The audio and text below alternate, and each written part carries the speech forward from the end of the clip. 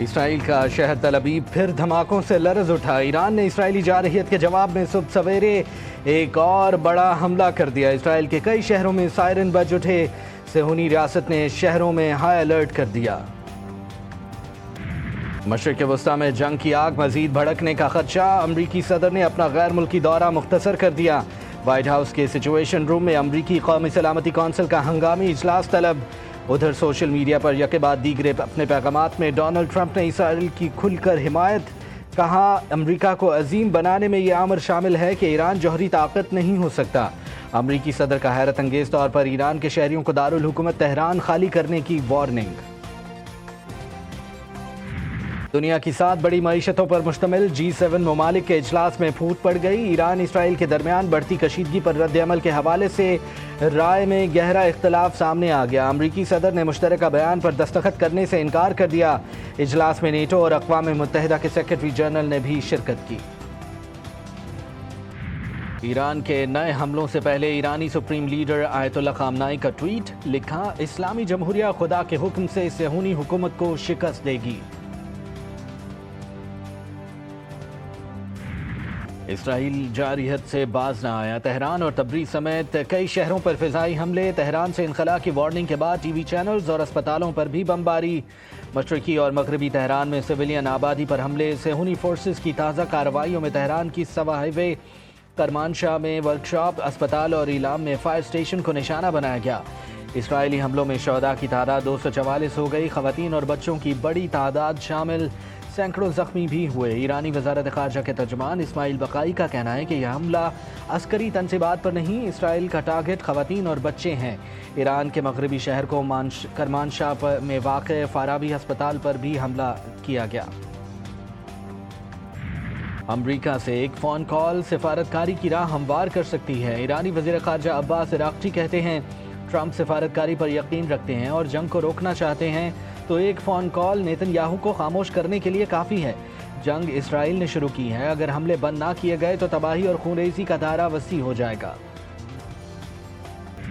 اسرائیلی قیادت کی ایران کو کھلے عام دھمکیاں، خفیہ طور پر جنگ بندی کی منتیں بھی۔ امریکی میڈیا رپورٹ کے مطابق اسرائیل نے مغربی مصالحت کاروں کے ذریعے ایران کو پیغام بھجوایا ہے کہ وہ اپنے جوابی حملے بند کر دے اور امریکہ کے ساتھ جوہری مذاکرات میں واپس آ جائے۔ صہیونی وزیر اعظم نیتن یاہو کا کہنا ہے کہ ہمارے جنگی طیاروں کا تہران کی فضاؤں پر راج ہے۔ تہران میں 2 اہم اہداف کا خاتمہ کرنے جا رہے ہیں۔ ہماری کارروائی بڑی ہوگی۔ ایران کی جانب سے حملے جاری رہے تو اسرائیل براہ راست تہران پر حملہ کرے گا۔ جس نے حکم دیا ذمہ دار بھی وہی اٹھائے گا۔ اسرائیلی وزیر دفاع اسرائیل قادس کی ایرانی عوام کو دھمکی، بولے تہران کے رہائشی قیمت چکائیں گے اور جلد چکائیں گے۔ یہ قوم جو ہے یہ اللہ کے فضل و کرم سے جو میلی آنکھ اس کی طرف دیکھے گی اس کی آنکھ نکال دیں گے اور اینٹ کا جواب پتھر سے دیں گے انشاءاللہ۔ Israel dare not to look at Pakistan. اللہ کے فضل و کرم سے پاکستان میں اتنی قوت ہے کہ ہم کسی بھی ایسی میلا فائٹی اگر کسی کی ہوگی تو اس کو اینٹ کا جواب پتھر سے دیا جائے گا۔ اسرائیل پاکستان کی طرف میلی آنکھ اٹھانے کا سوچے بھی نہیں۔ کوئی میلی آنکھ سے دیکھے گا تو اینٹ کا جواب پتھر سے دیں گے۔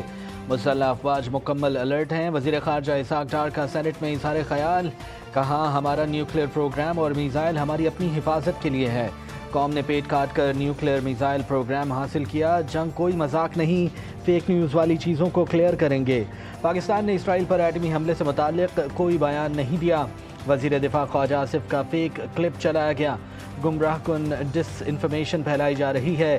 نیوکلیئر تنصیبات پر حملہ کرنا جرم ہے۔ انڈیا NPT پر دستخط کرے گا تو پاکستان بھی کرے گا۔ ایرانی صدر نے پاکستان کی پارلیمنٹ کے موقف پر اظہار تشکر کیا ہے۔ ایرانی پارلیمنٹ سے خطاب میں ایرانی صدر نے کہا کہ پاکستانی عوام اور پارلیمنٹ ایران کے ساتھ کھڑے ہیں۔ پاکستانی پارلیمنٹ نے ایران کے خلاف اسرائیلی اقدام کو گھناؤنا قرار دیا۔ پاکستانی پارلیمنٹ نے کہا، جہاں ضرورت پڑی ایران کا بھرپور ساتھ دیں گے۔ ایرانی صدر کے خطاب کے بعد ایرانی پارلیمنٹ میں شکریہ پاکستان کے نعرے گونج اٹھے۔ عراق اور ایران میں پھنسے پاکستانی زائرین اور طلباء کی باحفاظت وطن واپسی کے اقدامات مکمل۔ دفتر خارجہ میں کرائسس مینجمنٹ یونٹ کو فعال کر دیا گیا۔